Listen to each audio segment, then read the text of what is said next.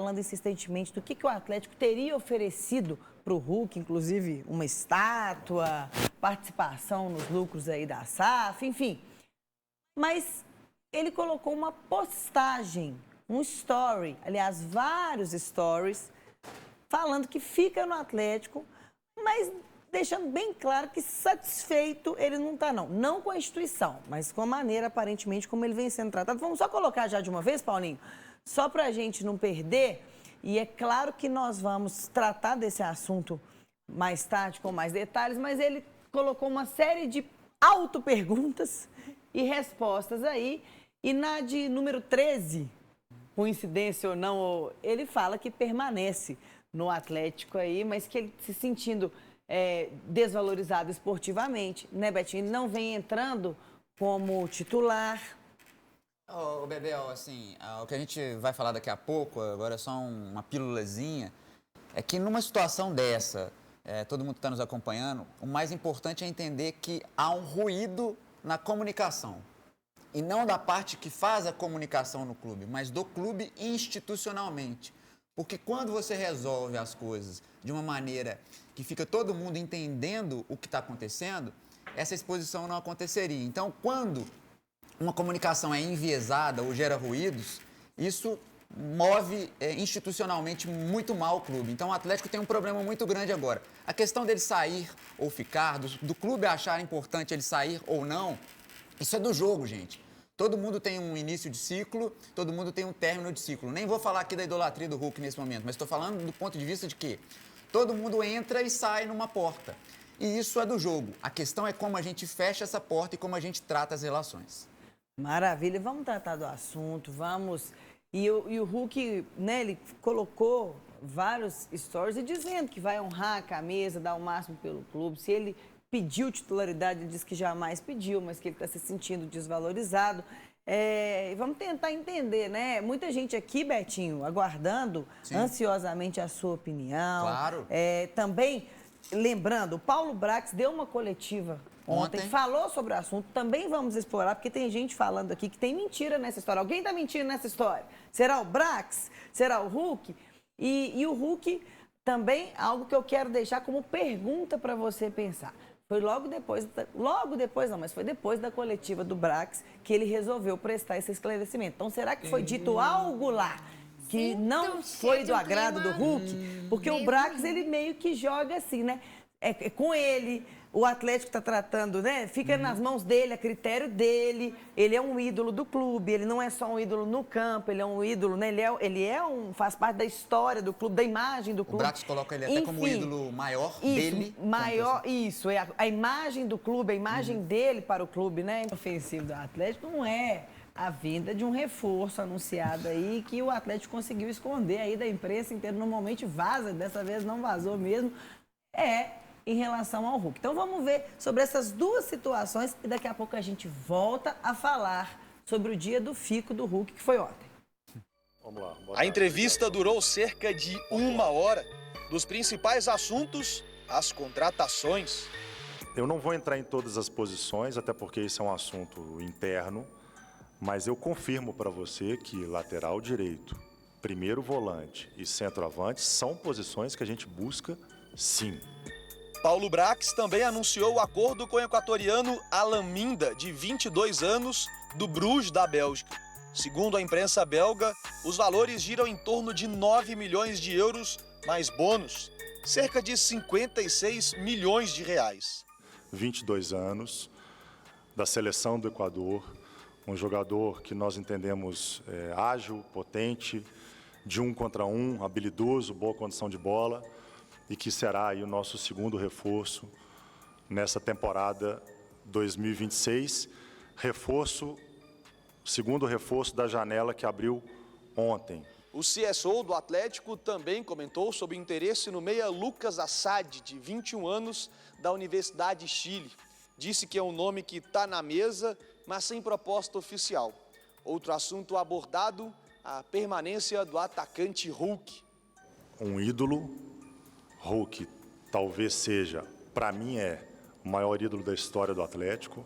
Ninguém da diretoria do Atlético, nenhuma pessoa da diretoria do Atlético quer que o Hulk saia.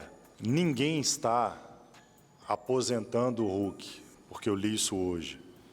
Ao contrário. A gente ofereceu a ele uma extensão contratual até final de 2027, ou seja, mais 2 anos de contrato. O Hulk vai parar quando ele decidir parar. E ele tem tudo para, de ídolo, se tornar uma lenda. Ainda na coletiva, Paulo Brax disse que a relação entre diretoria e atletas é boa e que os vencimentos estão em dia.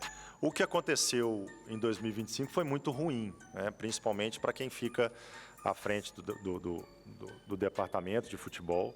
E exatamente porque foi pontual, causou um ruído muito grande, causou um problema muito grande, mas que foi estancado rapidamente. A gente não quer que isso, e a gente acredita que isso não vai acontecer em 2026, até pela palavra aqui do nosso CEO, Pedro Daniel, que está com esse controle muito grande na mão. Pois é, assim, ontem o Paulo Brax foi para a entrevista armado e para desarmar. Ele já sabia da ânsia do torcedor de querer informações sobre contratações, ele foi lá e tirou o pino da granada e apresentou o Alan Minda, que a gente acabou de dizer, que aqui nem eu, nem o Fael, nem o Bira, quem quer que sentar aqui, quem quer que sente aqui, vai bater quando o clube estiver acertando. Então, assim, o Atlético contratou o Renan Lodge, boa contratação pelo perfil, por ser um atleta de seleção brasileira. O perfil desse atleta pode não dar certo, do Alan Minda? Pode, mas o perfil é de um atleta que o Atlético precisa e que pode dar certo, de lapidar, de buscar na América do Sul? Sim. Agora fica claro, Bel, um problema do Atlético. Quando você faz alguma coisa que fica muito bem desenhada, bem acordada, ninguém vai expor isso num depois. Parece que o Atlético, assim, fazendo uma analogia clara da vida das pessoas, o Atlético fez uma reunião com o Hulk. O Brax fala ali antes que é o ídolo dele, que tem uma ótima relação com o Hulk. Ele não falou que tem uma ótima relação, que ele é o ídolo dele maior. Mas essa relação não acontece de verdade na confiança plena. Isso está claro, porque jamais o Hulk iria para a rede social, como não fez em momento algum quando estava o Rodrigo Caetano aqui, se não tivesse...